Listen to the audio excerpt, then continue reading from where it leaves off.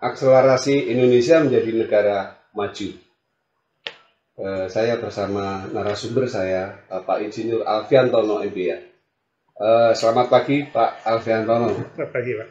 Judul tema kali ini adalah akselerasi Indonesia menjadi negara maju. Pak, bisa dijelaskan apa yang dimaksud akselerasi Indonesia di sini menurut Anda? Ya, baik, terima kasih Pak. Kita ini harus berpikir selalu berjuang. Boleh tumbuh, boleh kita maju, boleh. Tapi kalau bisa lebih cepat. Dan itu banyak dilakukan negara lain, misalnya Korea, itu sangat cepat sekali. Jadi ada pertumbuhan yang bukan standar, tapi lebih atas standar. Katakanlah Korea, katakanlah China. Itu memang mereka mempunyai pertumbuhan yang di atas standar. Kalau melihat pada grafik dari World Bank, itu memang pertumbuhan atau akselerasi itu sangat luar biasa. Ada sesuatu yang patah, bukan hanya standar lurus monoton, tapi ada sesuatu yang patah. Akselerasi itulah yang kita perlukan, Pak. Pertumbuhan yang lebih daripada standar yang pada suatu negara. Dan oleh Indonesia, kita perlu mencari itu. Oke. Dalam tulisan Anda membicarakan kepemimpinan era 2030 sampai 2045. Iya. Bukan yang sekarang, Pak. Iya. Bisa ini dijelaskan kenapa itu, Pak? Kepemimpinan itu tidak mungkin bisa terjadi secara instan. Kita harus mempersiapkan suatu kader yang diberi suatu pemahaman bahwa kita sebenarnya punya potensi yang begitu besar, sehingga apabila dia sampai pada waktunya untuk menjadi pemimpin di masa depan, katakanlah yang generasi Y, yang disebut milenial, atau generasi Z, yang sudah cukup umur pada waktu itu, katakanlah 2030 itu usianya sudah cukup, apalagi 2045 generasi Z yang akan masuk. Persoalannya adalah apabila kita tidak memberikan pemahaman akan potensi besar kita, tentu dia akan standar dan telah terjadi selama puluhan tahun sebelumnya.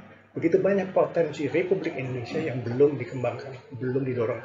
Untuk itu, pemimpin masa depan itu harus dipersiapkan sehingga akhirnya dia paham dan dia akan mendorong pada waktu dia setelah paham, pada waktu sudah memimpin, dialah motor penggerak Indonesia 2030-2045.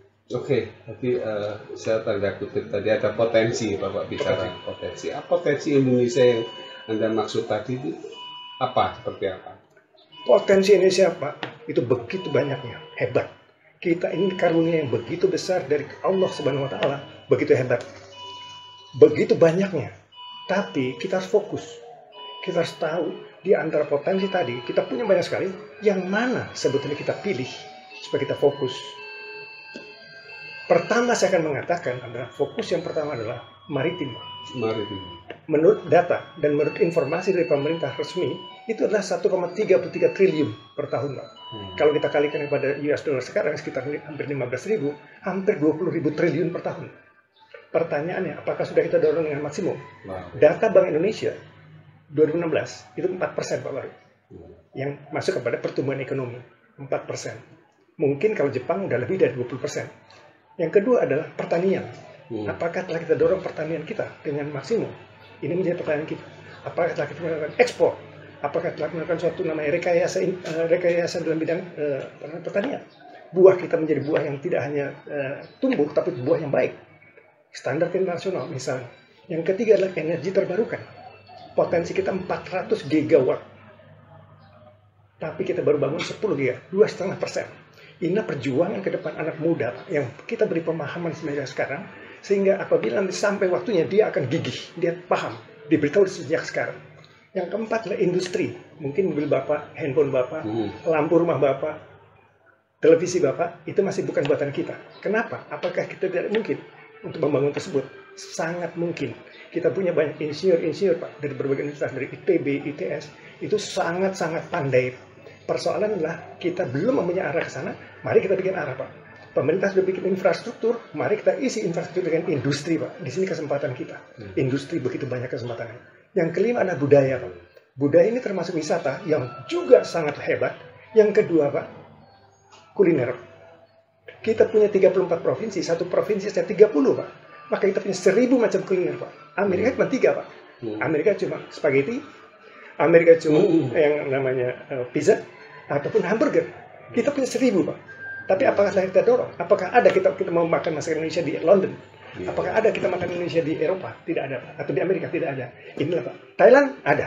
Vietnam ada. Jepang ada. Kenapa kita tidak? Inilah untuk anak muda diberitahu, Pak, bahwa kondisi ini potensi yang sangat besar sekali. Kita pilih fokus kepada 5 ini. 5 ya. 5 yang luar biasa besar. 5. Jadi maritim, pertanian, energi terbarukan, industri, dan budaya. Nah, plus satunya apa ini? Dalam tulisan Anda tuliskan konsep untuk 5+1. Ya. Jadi ini merupakan satu konsep strategis, Pak. Disebut potensi Indonesia 5+1. 5-nya tadi, plus 1-nya adalah manusianya, Pak. Manusianya. Inilah orang-orang atau anak muda yang sekarang kita harapkan akan nantinya membangun 5 potensi besar ini pada waktunya. Setelah waktu mereka menjadi motor penggerak Indonesia. Jadi kita siapkan ini. Hanya 5 Pak ya? Tidak 6, 7? Boleh, dipersilahkan untuk penggerak lain. Tapi nanti takut tidak punya fokus lagi, Pak. Yang kita kejar sekarang adalah fokus supaya bisa terjadi akselerasi, Pak.